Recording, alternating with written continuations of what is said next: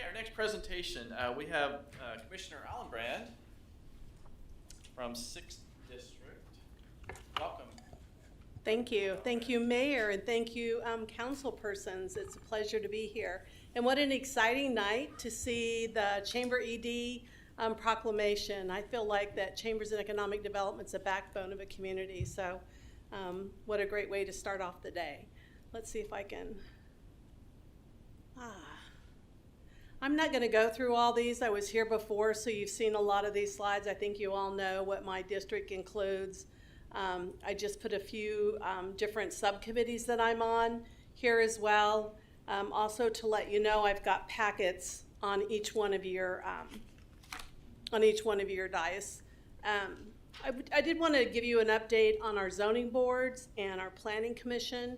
We just consolidated the zoning board to the West Zoning Board, and then we have one planning commission.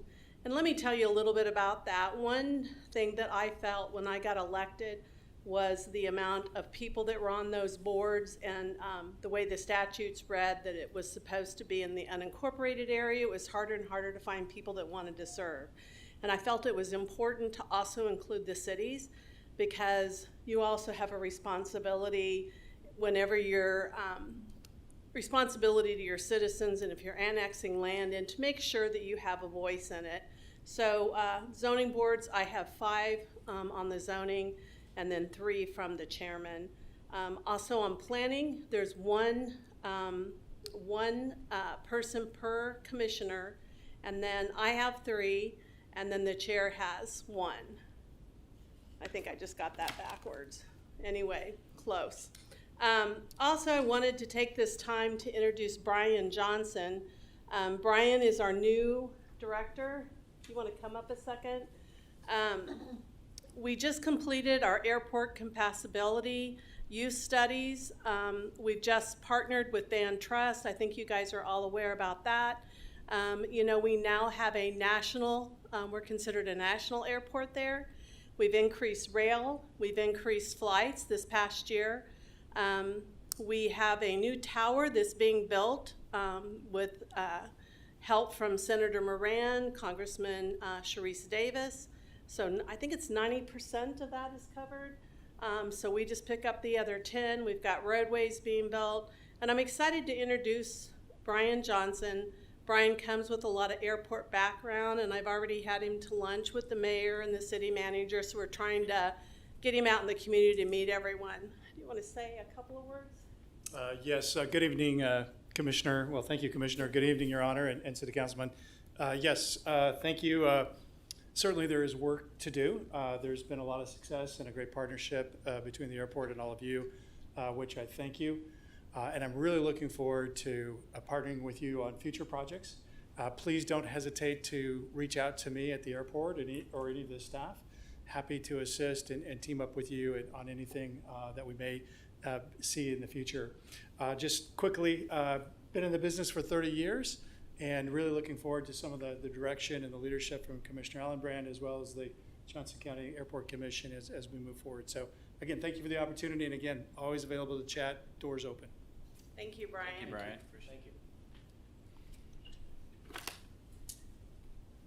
You know, during COVID, there was some relief money that came from not only the state, but also from federal money.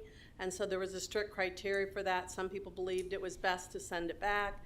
It was my philosophy, let's just keep it here in Johnson County. If you do send it back to the state or the federal government, they just distribute it to other states. So I'd much rather keep that money here. So as you see through your packet, I actually, some of the money was an investment in workforce, Johnson County Community College, the Edwards Center, Workforce Partnership. So I just listed those out so that you can take a look at those. So the next 2 slides kind of share where that money went. There's still some money that we're looking at. We've now revised a new way of distributing that money. So if you have any ideas, you know, please reach out to me. Also, the last 2 years have been working on our Commission on Aging. We've done several reappointments. It's a very active group. Some of the things that we're hearing, no tax on Social Security, A senior freeze, the average home in Johnson County is $475,000, so it puts some people in a really area where they can't afford to stay in their home because of the property values going up. And so, of course, that's state and federal, but we're going to look at that to try to help and make that a priority in the commission. Also, Medicare expansion, there's people that's in that middle, caught between Medicare and not having the funds to pay for their hospital stay or their medication. So that's been over and over what we're hearing back.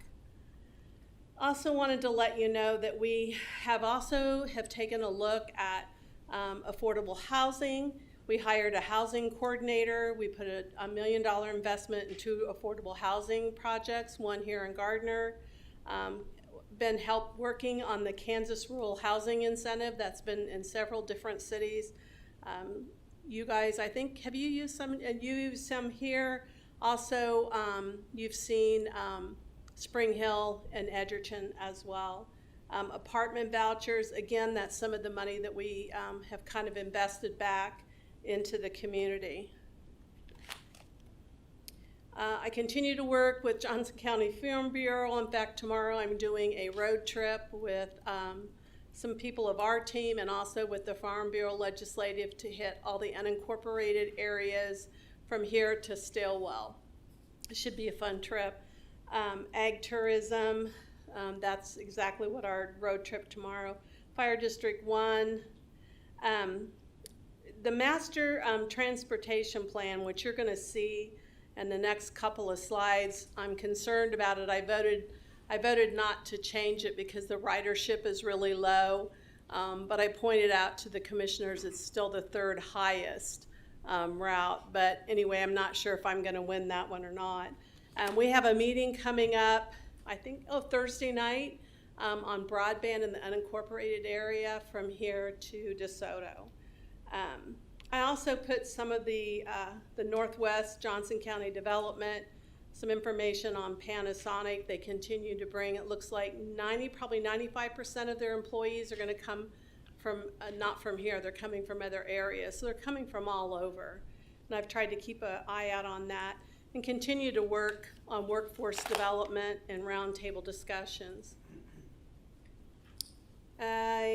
So the 2023, I put the CARS program that we partnered with you, and then we just, I think it was a week ago or 2 weeks ago, approved the 2024 project. That's on Center Street and 167th Street to Warren Street.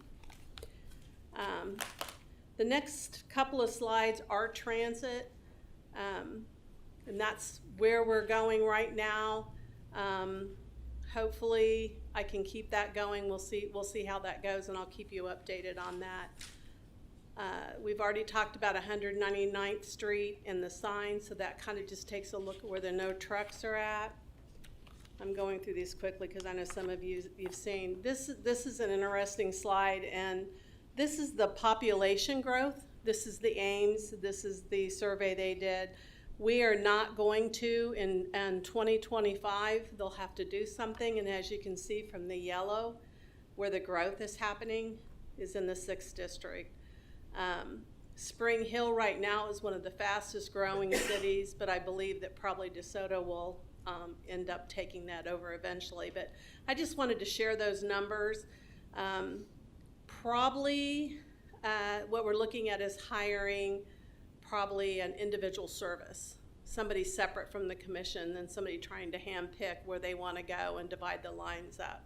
But I wanted to share that with you because I thought it was interesting. I also always like to put something in here about the budget, the amount of the budget, how much the reserves are. We have done capital improvements.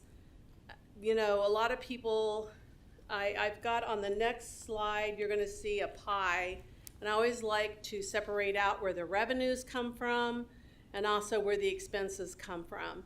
And understanding that what's in that reserve fund is not just the county, but it's also wastewater, which is the #1 fee supported, also Johnson County Parks and Rec and library systems as well. So it's not money that you can spend. Also wanted to put the mill levy. I always like to explain, you know, there's been a quarter mill. Last year we took a mill reduction. This year we took a quarter. With getting all of our salaries up to speed and increasing the sheriff's department, getting them up to speed, that's where we had to be at. I'm not one to suggest taking it from reserve funds and then worry next year about how you're going to fund it. I'd rather do this and then hopefully take a lower increase the following year. I did put a slide in here so that you could see that a lot of it went to staffing and where it went. So I always like to share that, and where tax levies, grants, and fees and other resources so that you can see that as well.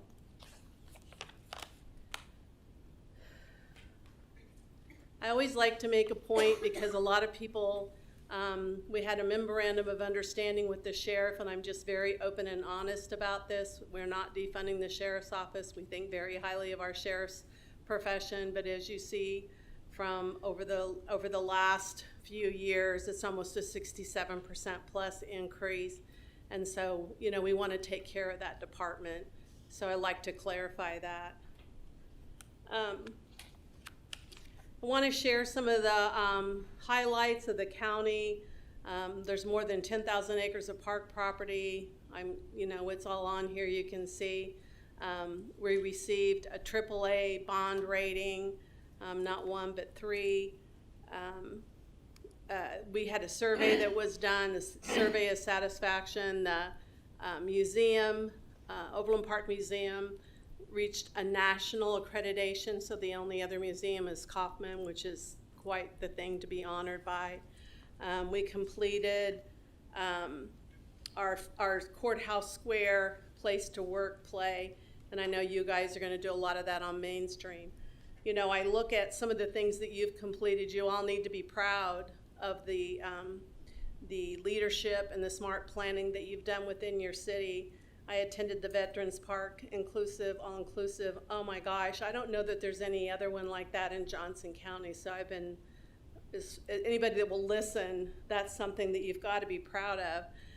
And then 4 schools, you know, that your 4th school coming up with the blue ribbon. I mean, I think about, you know, lots of family living down here where Gardner's been and where you're going, but definitely very smart planning. With that, I tried to cram a lot in and wanted to share kind of an update on the county. And so if you have any questions, you know, feel free to call me. And I did leave you a packet. Well, thank you. I appreciate it, Commissioner. Are there any questions from the dais?